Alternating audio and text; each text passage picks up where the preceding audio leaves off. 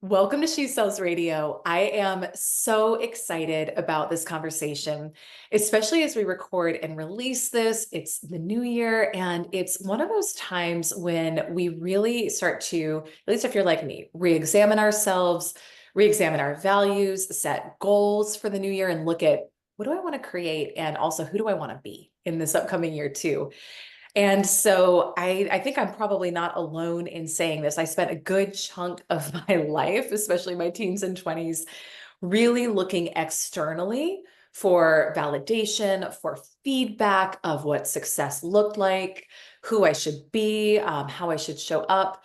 And it wasn't until I turned 35 and made a decision that I wanted to start experiencing the fullness of who I was that life started to really unfold in a big way and get really exciting. And so our guest today is an absolute expert in helping you connect with that truth of who you are, and then using that to help you build a life and a business that you absolutely love, that you feel at home in, and that achieves all of your goals. So I am going to have an amazing conversation today with Angie Wisdom. I'm going to read you just a little bit of her bio. She's got an amazing background, and we'll direct you to all of her information here in the show notes too. But Angie Wisdom is a master certified coach with the ICF.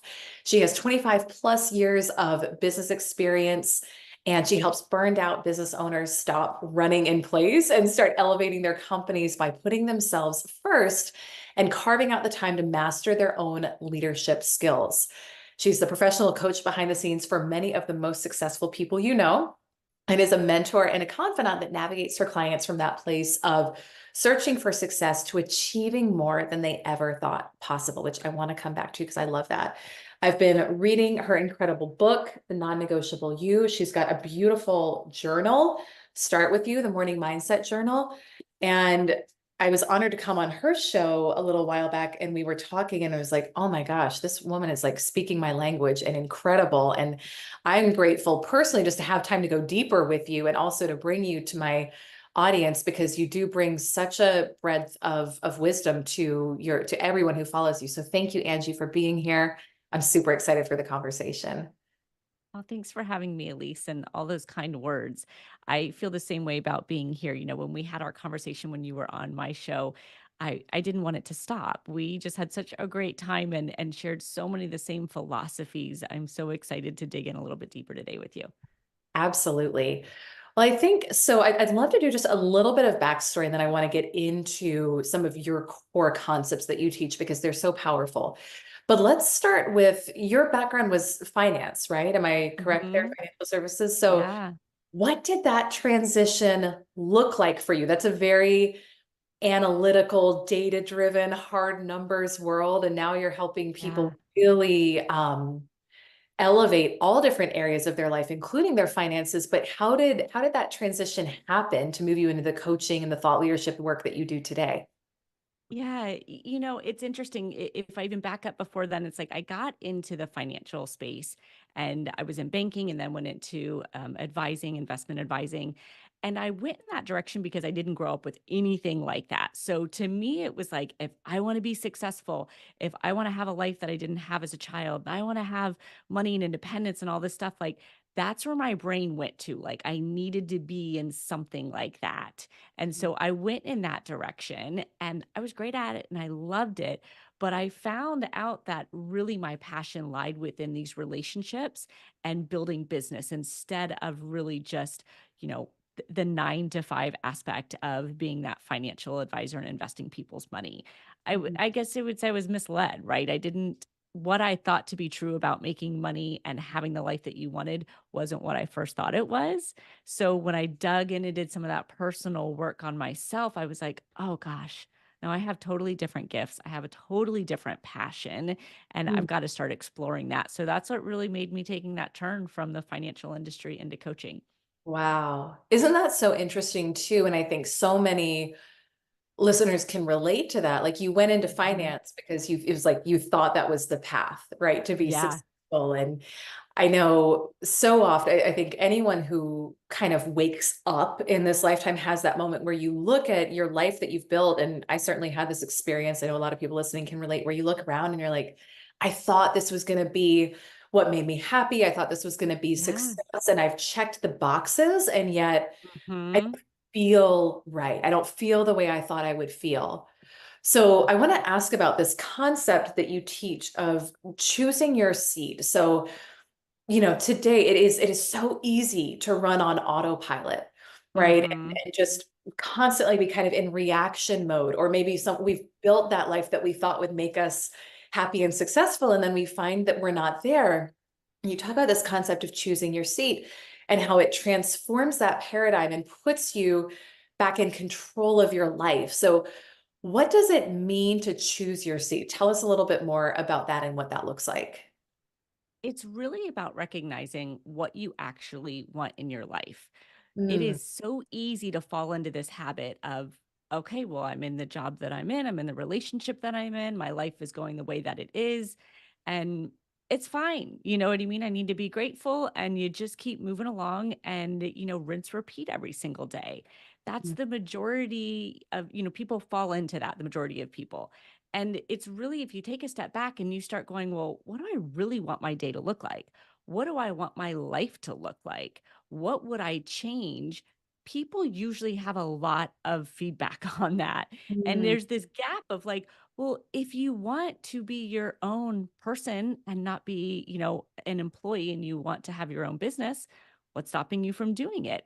If you want to have this different relationship, if you want to have this healthy lifestyle, whatever it is that you want, there's a path for it, but mm, it becomes your seat, right? And that seat is what you always have to move towards. And in order to do that, you're going to have to stop choosing things that keep you in the same seat that you're in. And mm, it's really about every single choice and step that you take is moving in the direction of this new seat that you envision for your life, your relationships, your business, everything that kind of, is the desire for you. yeah. Speak a little bit more to Yeah. that. And you talk, I've heard you talk about this too, removing the things that are not going to get you to your seat. So Mhm. what would that look like? So maybe an example of like someone who's Yeah. in, maybe they're like a solopreneur, right? And they're running a smaller company, and they're like, they see that vision for something bigger. They want to expand, they want to build a team, but there's fear, there's doubts, there's limiting beliefs, there's the how. What would Yeah. it look like for someone there to start removing the things that aren't going to get them into their seat, and consciously start taking that daily action towards it? Yeah, as an example, we can take, say, one business owner, one of my clients, and when he came to me, he was roughly a $3 to $5 million company, you know, uh, varying from year to year, and had about 10 people working with him, and he was stuck. And when you look at, okay, well, what is kind of keeping you stuck where you are? And we start to outline, okay, well, I've got my hand in every aspect of the business. I'm way overwhelmed. I don't have any personal time. My people come to me for everything. I am the answer man. I don't have any people who are really doing the leadership aspect of it. So you start to put all these things down on paper that's keeping you in this exact same seat.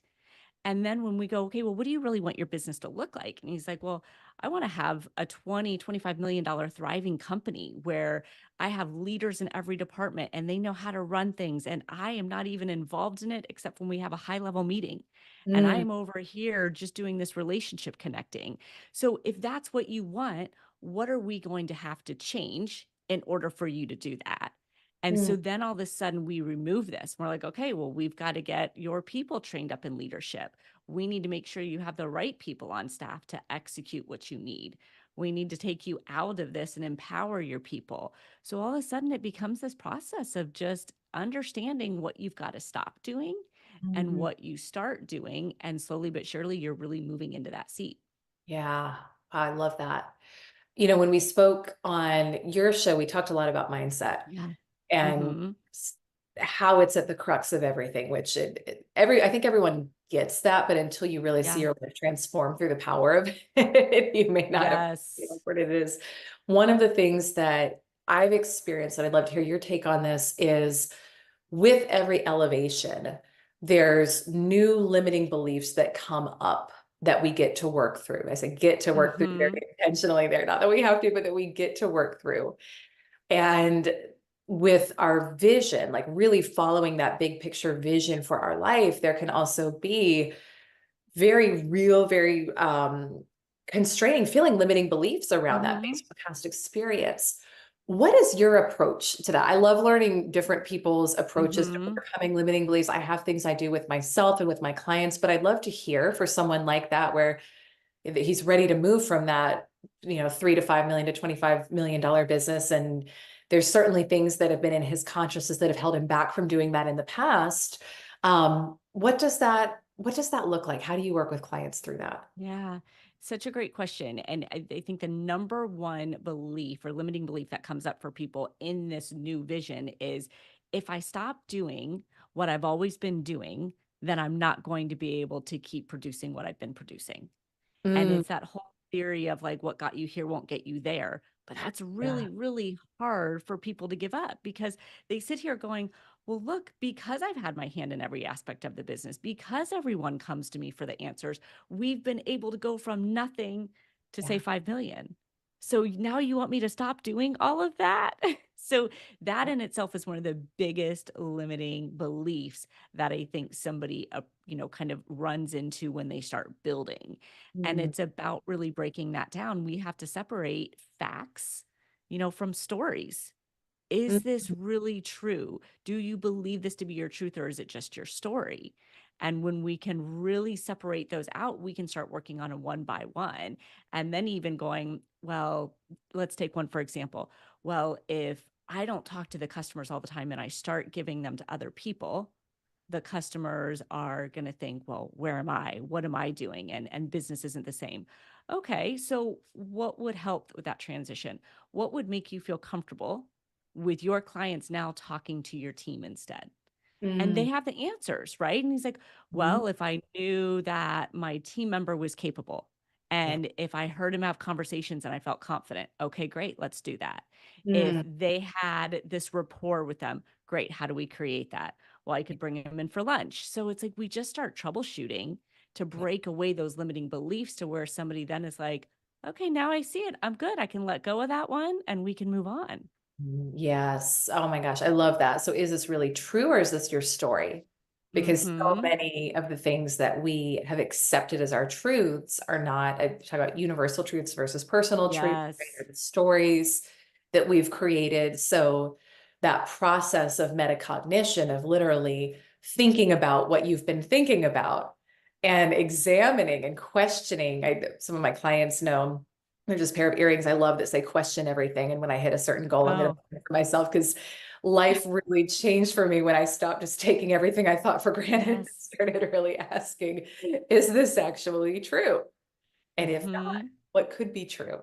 Or what could support Mhm. what I want to create? So Yeah. I love that. One of the things, Angie, that I've been really enjoying in your book is Yeah. there's so much here about values. And I think it's Mhm.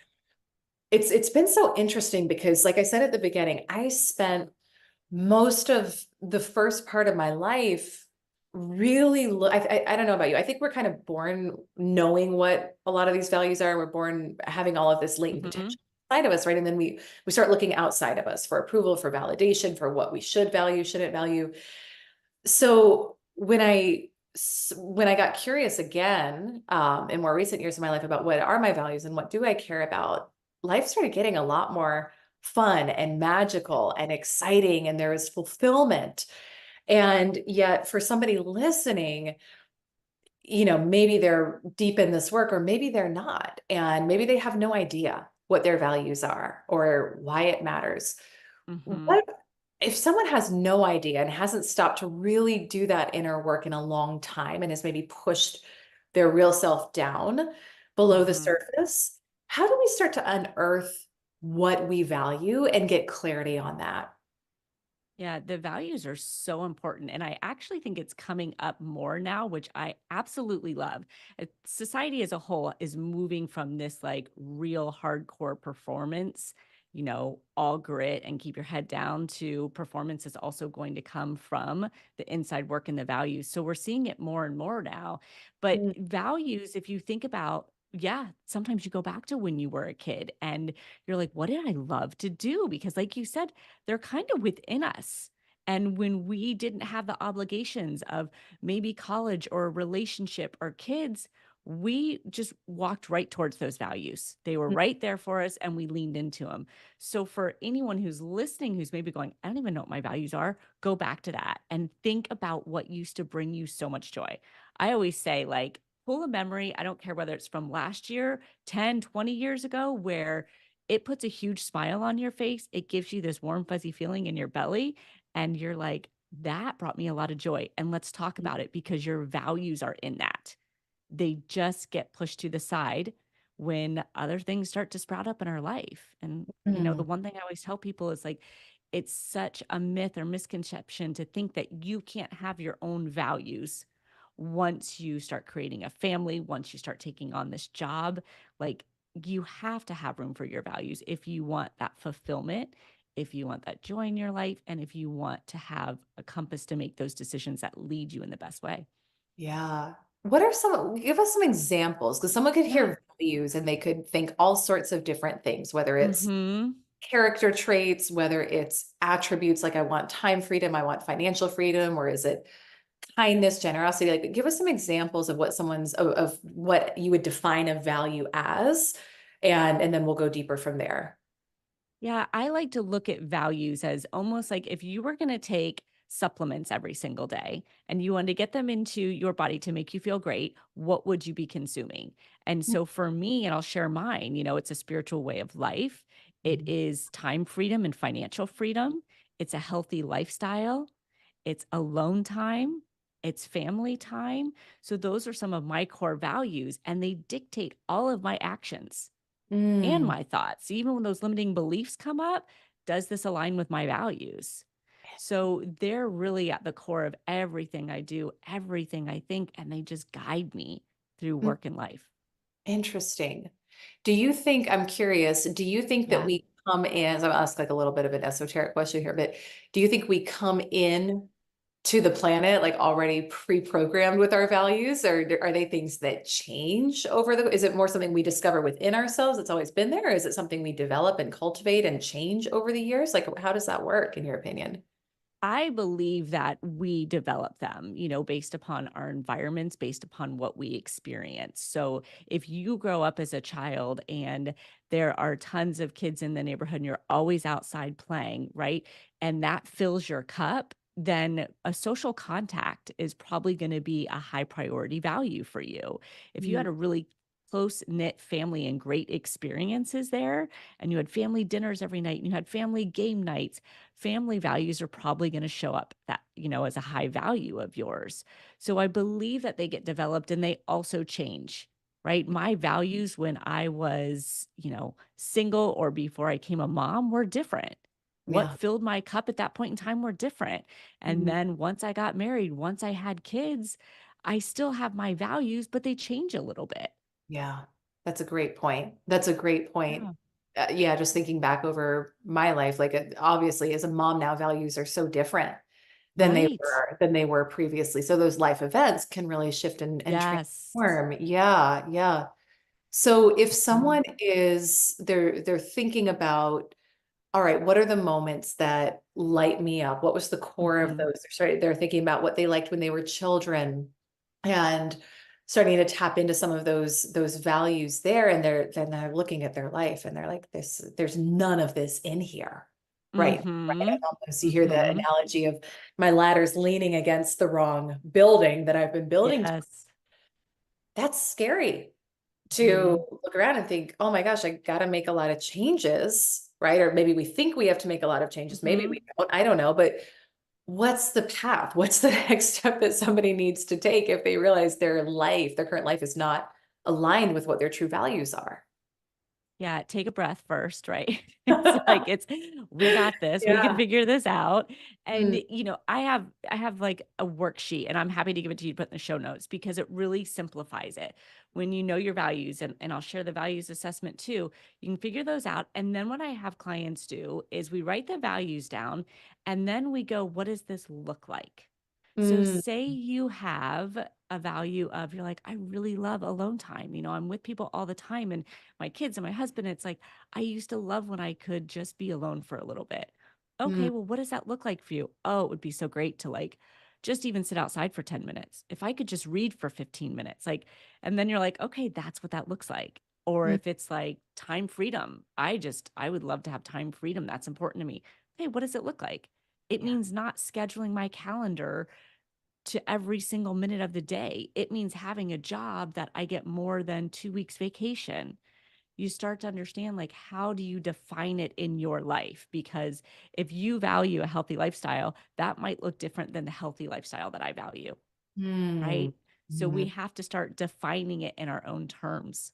yeah. Financial abundance, that might mean to somebody, hey, I just want to have the freedom to go to Starbucks every day if I want. And it might mean to somebody else, like, I want 6 cars. No Yeah. right or wrong, but you have to define it so you start to know how to lean into it. Oh my gosh, that's so good.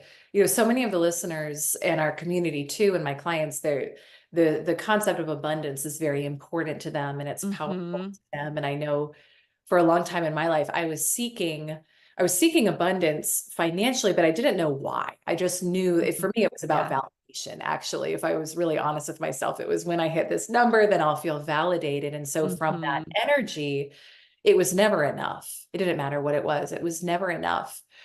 One of the things I'd actually love to hear your take on this. Something that was very transformational for me was understanding that at its core, if we want abundance, and our listeners are here, they want to learn sales strategies, business strategies, things about money. They want abundance. What you really want is freedom, right? Any goal Mhm. that we're seeking at its root, what we're looking for is a feeling. And if we are looking for greater financial abundance, really what we're looking for is that feeling of freedom. Mhm. And I used to think it was just financial freedom. I've started to define freedom in an even bigger way in my life, and I've understood the core drive that I had for more money for so many years.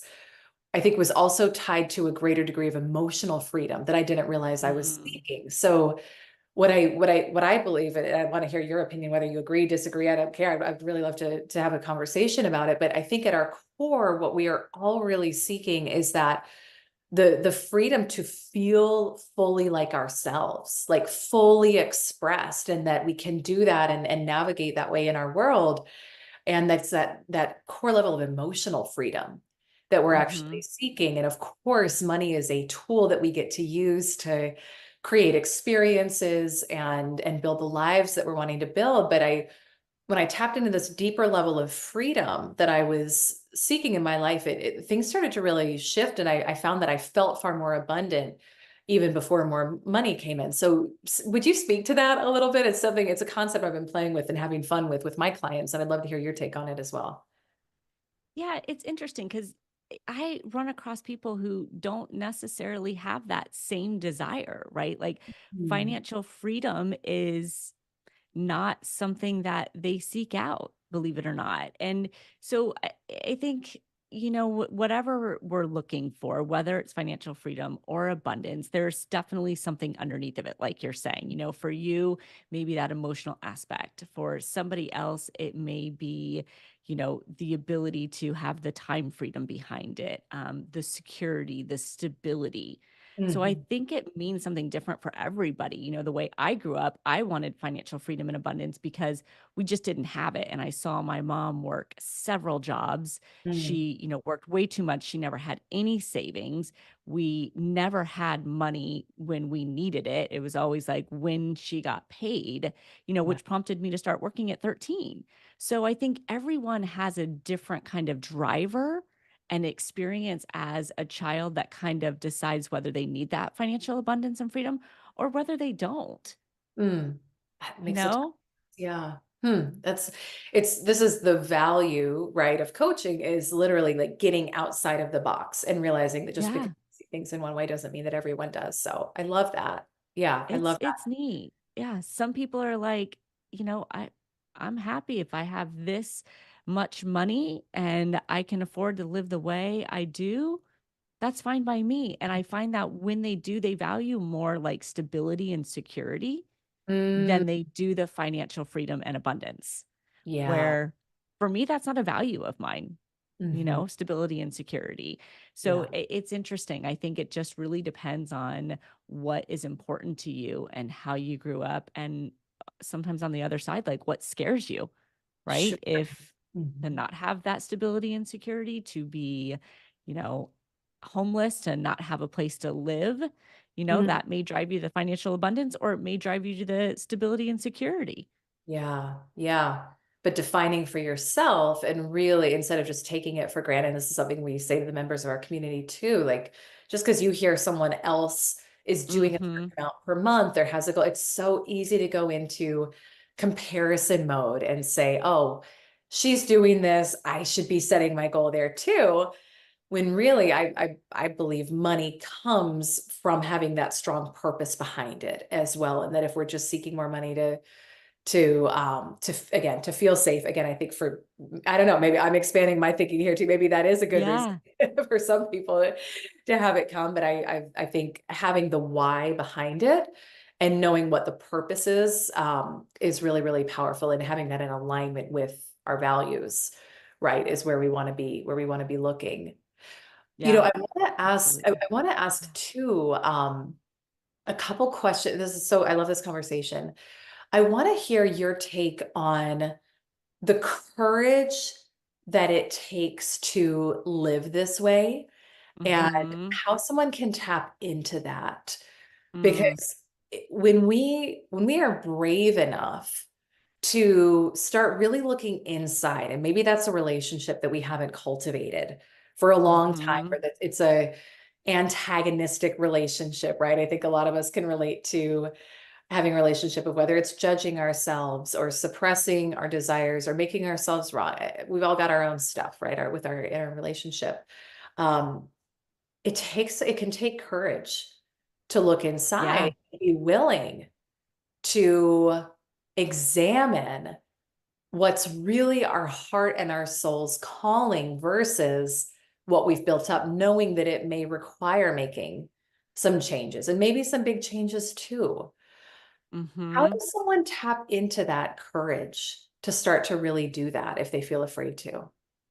Yeah, now you got me sitting up, Elise. I'm like, "Oh, this is a good one."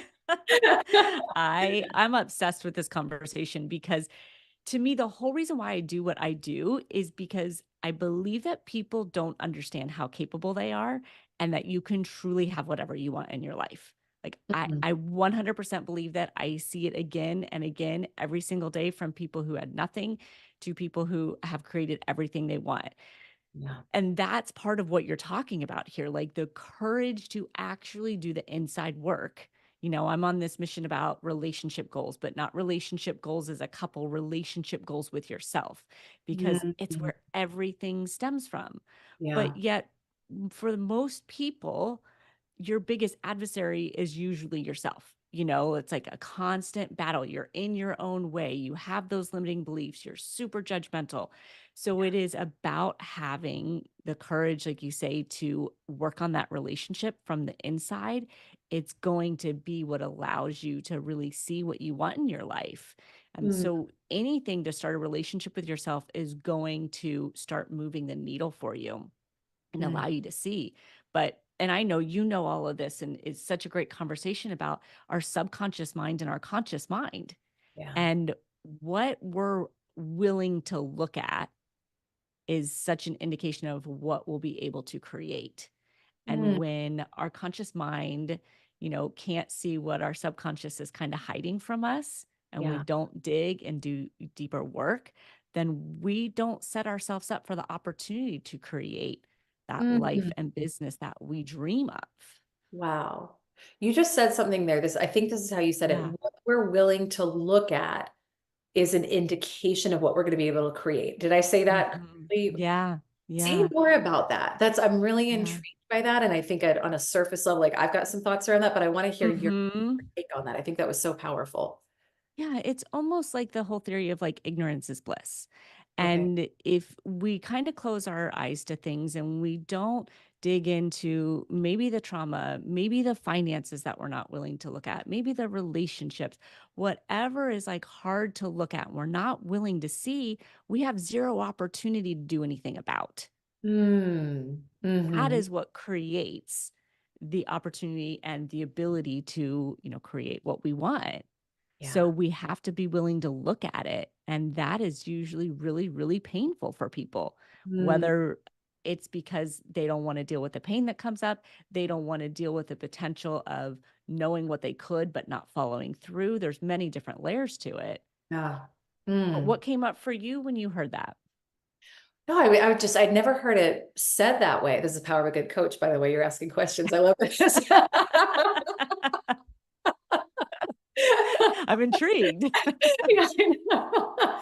No, I've just, I've been thinking a lot in my own life lately, and I'm even working with my clients on this too, just the power of awareness and how Yes. our life expands as our awareness expands. And Hmm.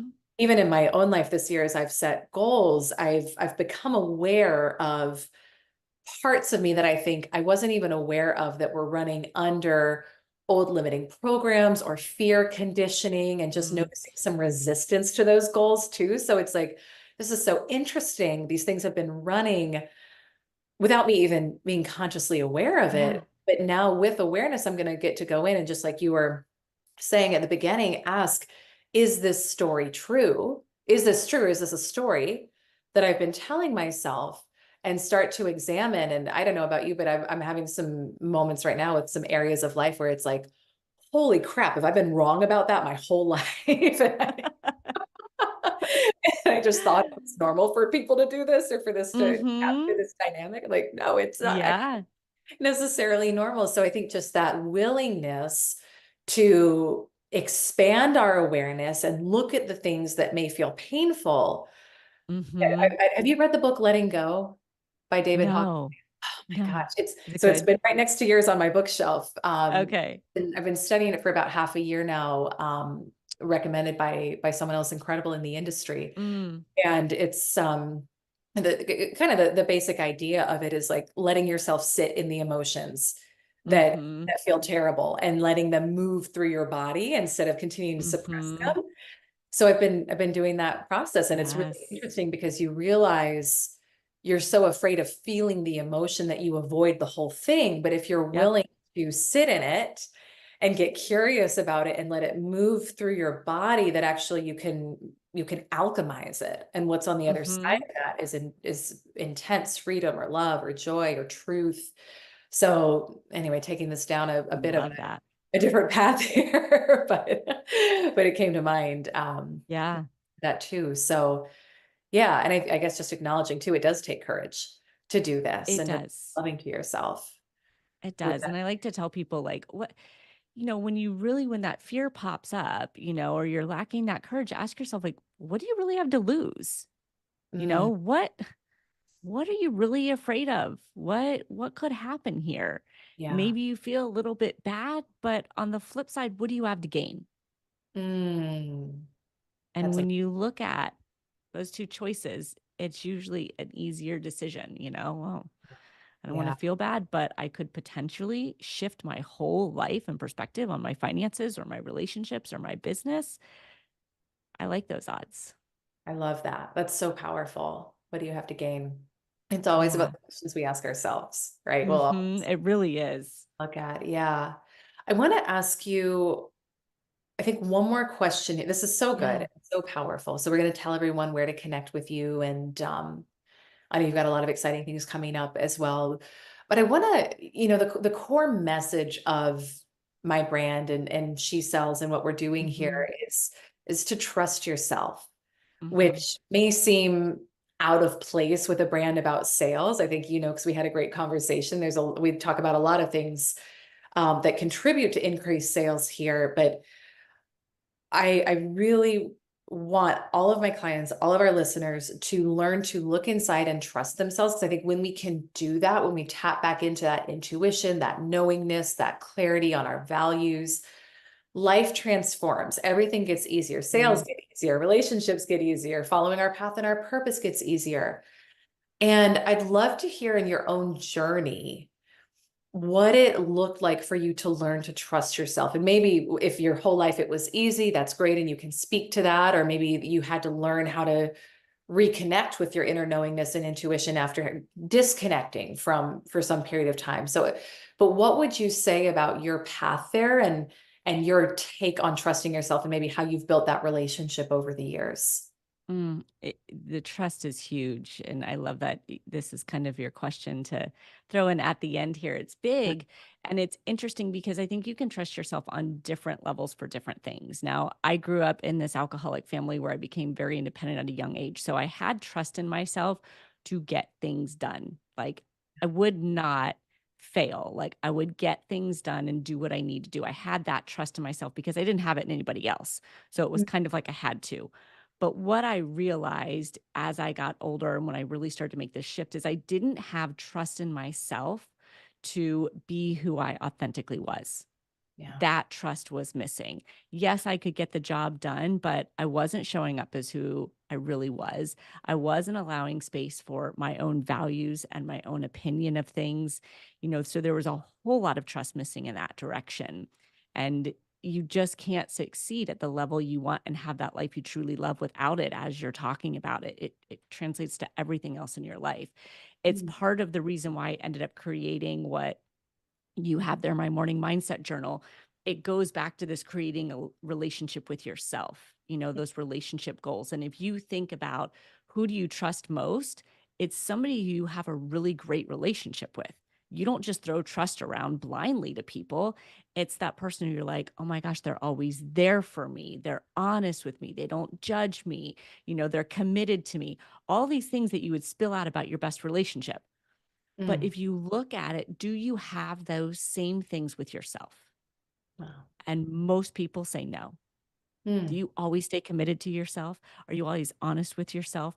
Do you follow through? Do you give yourself time? No. So how do you get that trust that you want so badly? You start showing up for yourself on a daily basis and creating this relationship.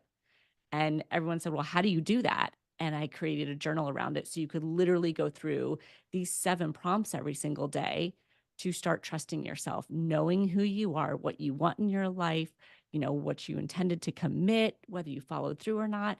It's just that relationship that brings you to that place of self trust. Wow. Oh my gosh, that's amazing. That's amazing.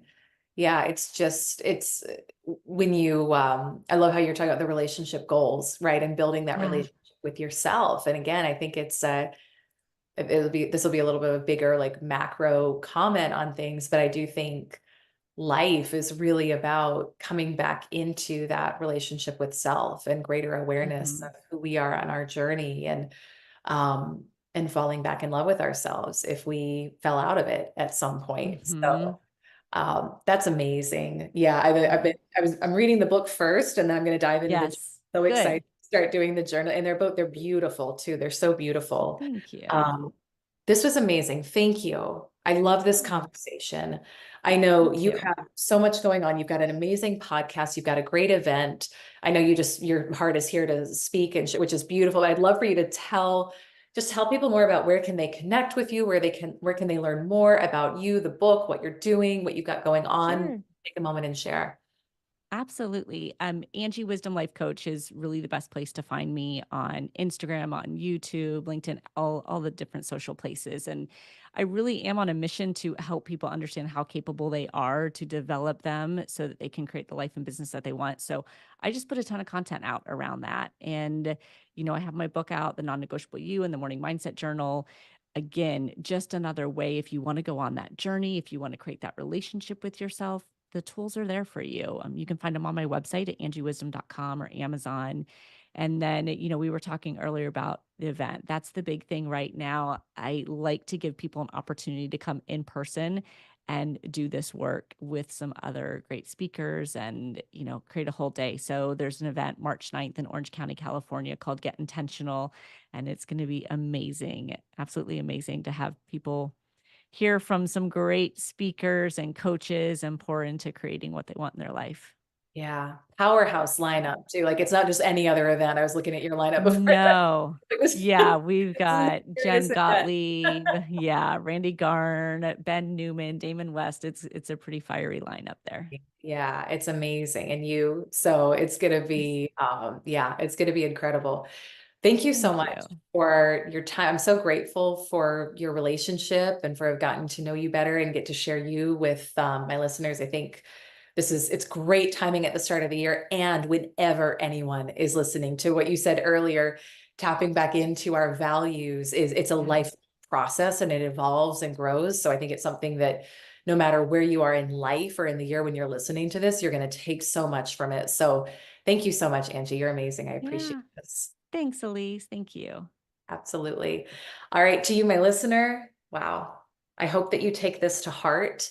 I know I did, and I so appreciate this work. You can go connect with Angie online. We'll link everything in the show notes. Thank you, as always, for being a listener of She Sells Radio. I'll see you on our next episode. Bye for now.